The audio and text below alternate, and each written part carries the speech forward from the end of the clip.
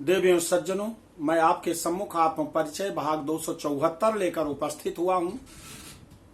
गरुड़ पुराण अध्याय 2 के पापी जीव को यमदूतों के द्वारा दी जाने वाली सजा का वर्णन किया गया है और कैसे पापी जीव मार्ग में रोते चिल्लाते बिलखते हैं, पश्चाताप करते हैं, लेकिन किसी भी प्रकार से उनको अब अवसर नहीं दिया जा रहा है, उनको भोगना ही पड़ेगा।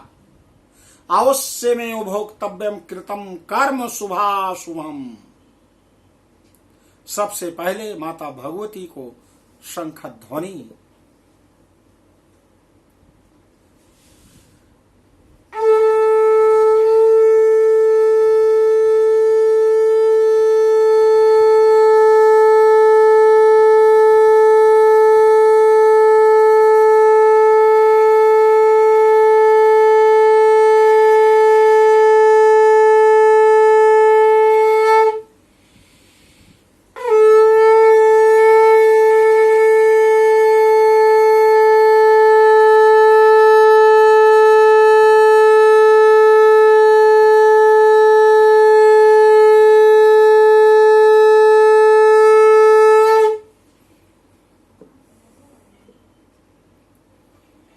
भगवान नारायण कहते हैं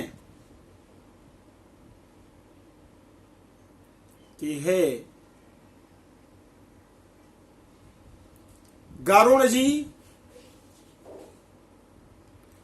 जीव अनेक प्रकार का कष्ट यमदूतों के द्वारा प्राप्त करता हुआ यम मार्ग से रोता बिलखता हुआ आता है। आगे सुनो कैसे वो जीव किस प्रकार से भूख और प्यास को मिटाता है। आत्र दत्तम सुतई पौत्र ही स्नेहाद्वा कृपयाथवा मासिकम पिंडमस्नाति ततः सौरिपुरम व्रजेत। तात्र नाम नास्ति राजा वै जंगमा काल रूप धृक तद दृष्ट्वा भयभीतो असौ विश्रामे कुरुते मतेम। उदकं च अन्न संयुक्तं भुंक्ते तत्र पुरे गताः त्रैपाक्षिके वै यद्दत्तं सा तत् पुरमतिक्रमेत्।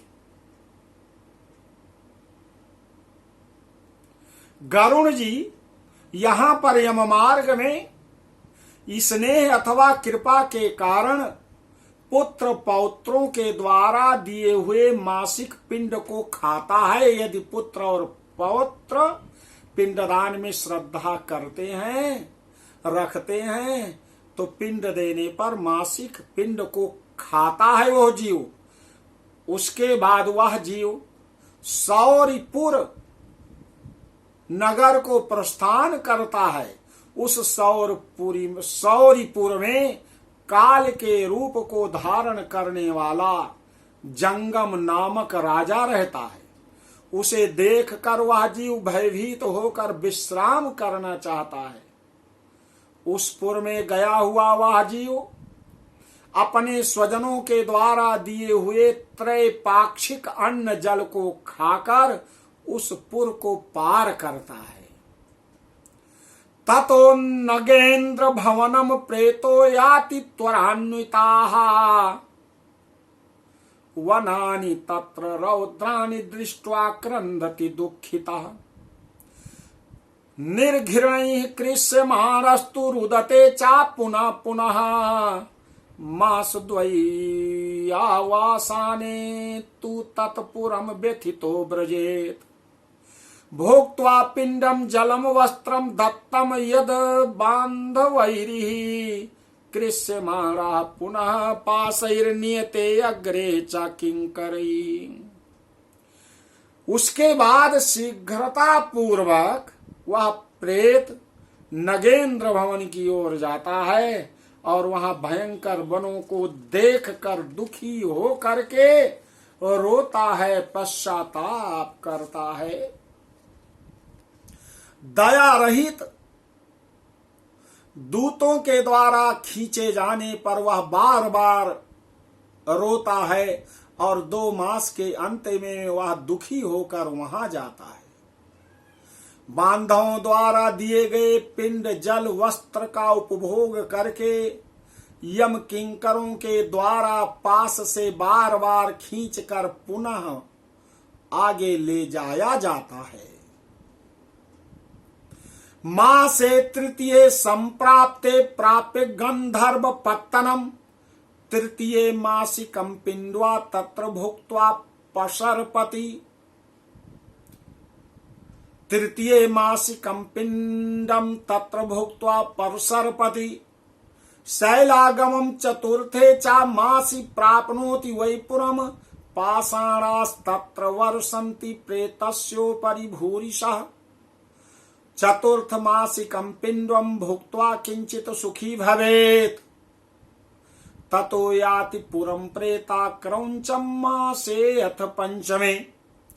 तीसरे महीने में वो गंधर्व नगर को प्राप्त होता है और वहां त्रैमासिक पिंड खाकर आगे बढ़ता है। चौथे मास में वह शैलागमपुर पहुंचता है और वहां प्रेत के ऊपर बहुत अधिक पत्थरों की वर्षा होती है। वहां चौथे मासिक पिंड को खाकर वह कुछ सुखी होता। इसके बाद 5वें महीने में वह प्रेत कौंचपुर पहुंचता है। कौंचपुर। तो देवियों सज्जनों, पापी जीव किस प्रकार से यमलोक में किन किन नगरों को पहुंच रहा है, इसका वर्णन आप सुन रहे हैं। शेष आगे के परिच्छेद में आपसे निवेदन है कि मेरे इस वीडियो को लाइक सब्सक्राइब करें, दूसरों तक भेजें और जीवन जीने का तरीका, धर्म के मार्ग पर चलने का सलीका मालूम हो, जिससे जीवन, उनका परिवार, उनका हर प्रकार से विघ्न व्यवधान रहित हो और पितरों की कृपा प्राप्त हो। बोलो आदि शक्ति माता भगवती की जय।